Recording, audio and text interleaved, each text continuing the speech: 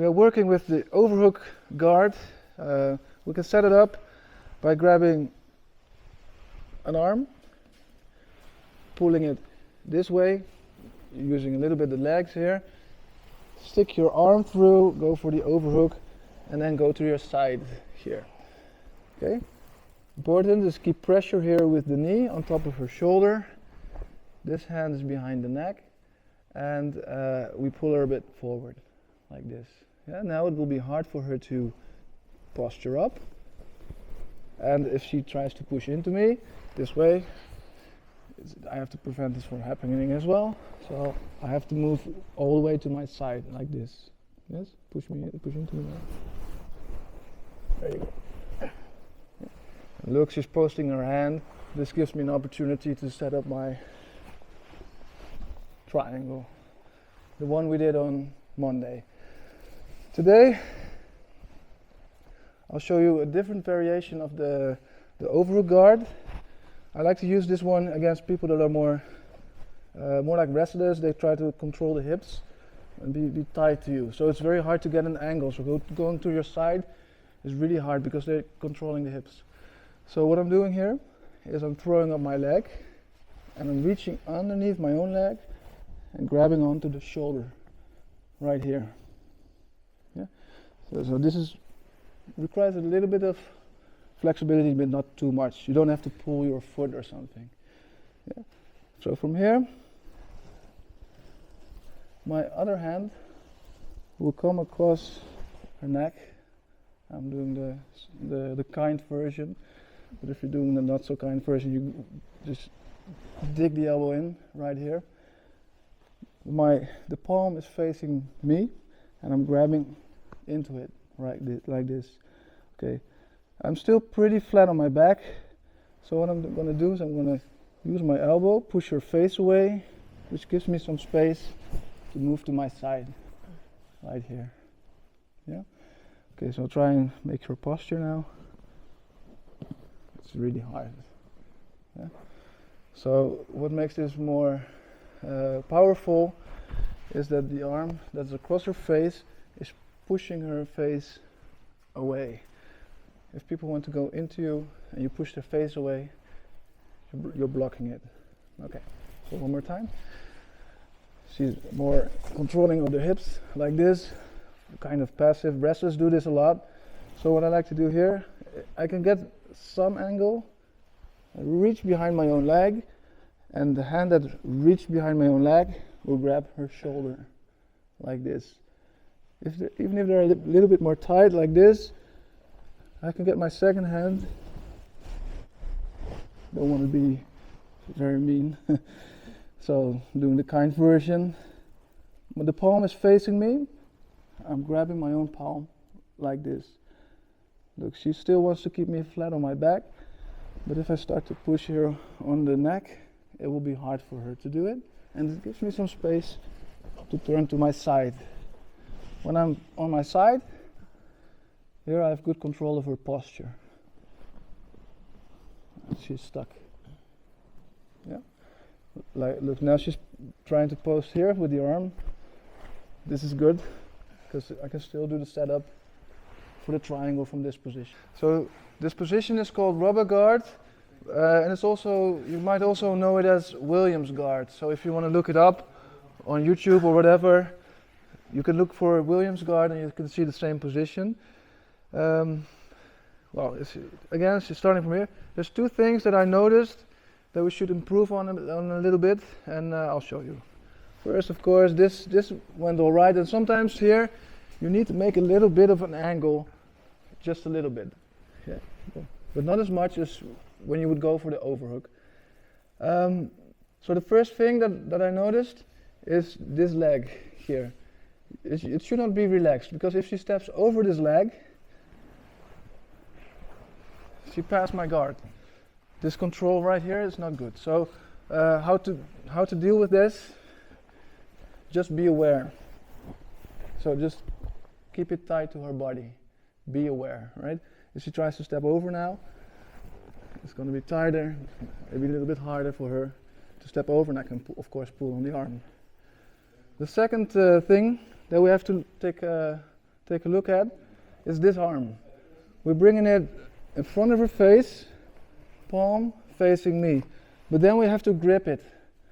And I can see some people start to grip like this. But if I grab like this, the sharp edge of my elbow, of my arm, is not pointing towards her anymore. The soft part is. So it's a little bit easier for her to break this frame. What I want to do is keep my palm facing me, and I grab here inside of my own hand.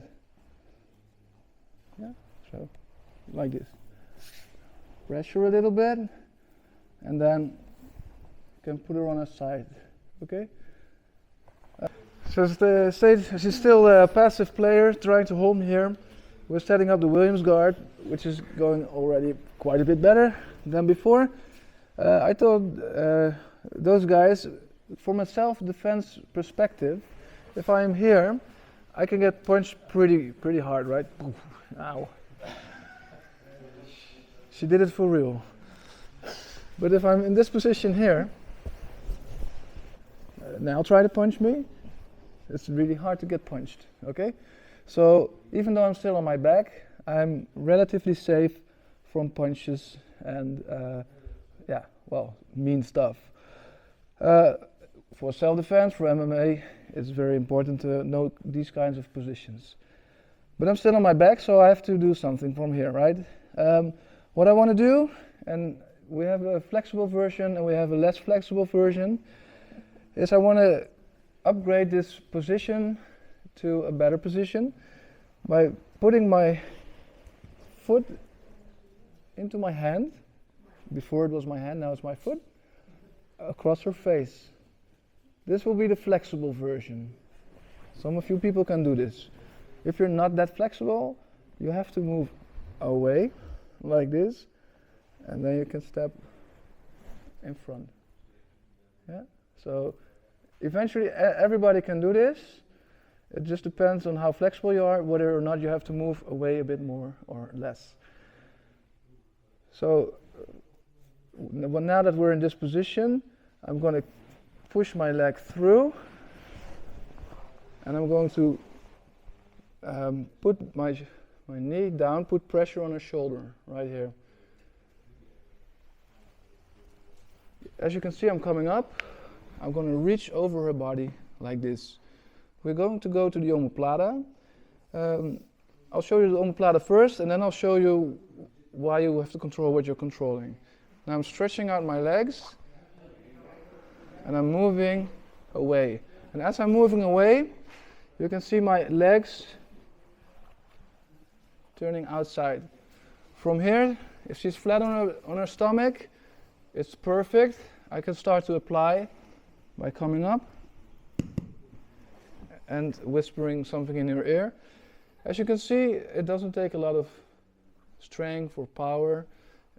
Some people are more flexible, some others are less flexible in their shoulders, so you have to take care. Also, for her, like her limit will be right about here. If she taps, go back, then let the arm go. Yes? If you're stupid, you're going to get the tap and you're going to stand up like this and then hurt somebody. Yeah?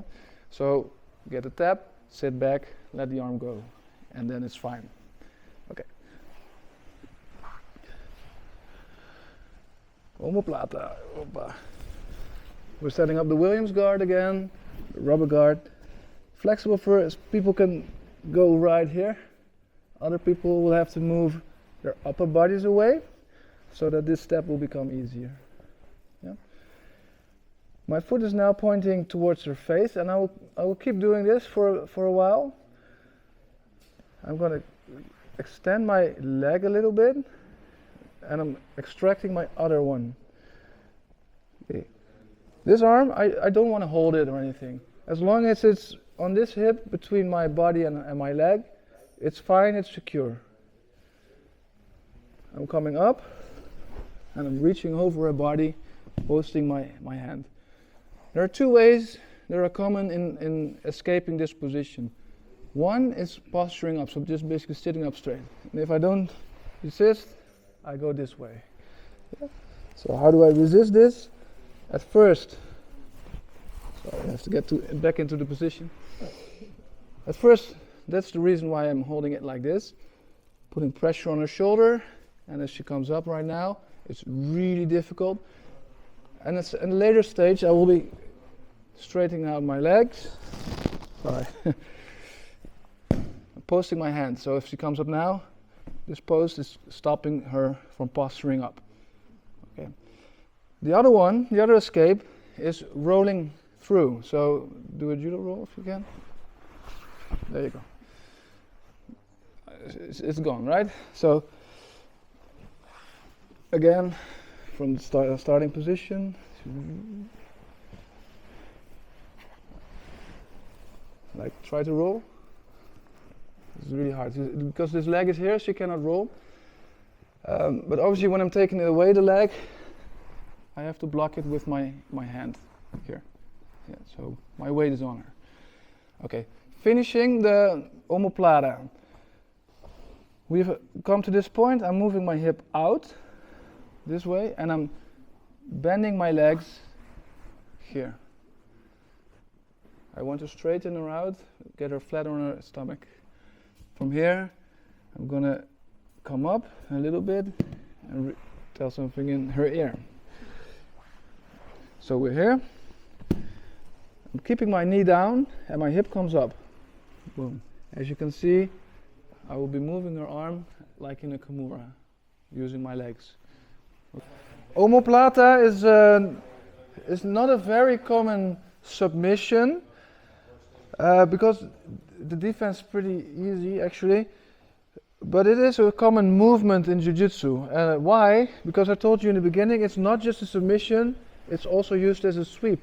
One of the most common escapes from this omoplata is basically the roll. So if they start to roll now, I'll end up on top. Yeah. Of course, you have to be a little bit smart. If you start to feel that they're going to roll, you want to pull on this arm, keep the elbow off the floor, and from here switch to the side mount and get your top position. So I just wanted to show you guys this because we don't have much time to practice this anymore. I want to do some specific sparring, obviously. But don't think that if you cannot finish the omoplata or it doesn't work in your game, that it's a useless movement, because it's not. It's still one of my personal favorites to use against fighters that are very passive, like wrestlers. They just want to take you down, get 2 points for the takedown, and stall their way out until they win on points. Using this simple, not so simple, using this technique, you can create scrambles and get the wrestlers onto their backs. And when you have a wrestler on their back, they're like a turtle, okay? A turtle on the back, yes. Okay, and a honey badger beats a turtle every time, right? Okay. That's what we want.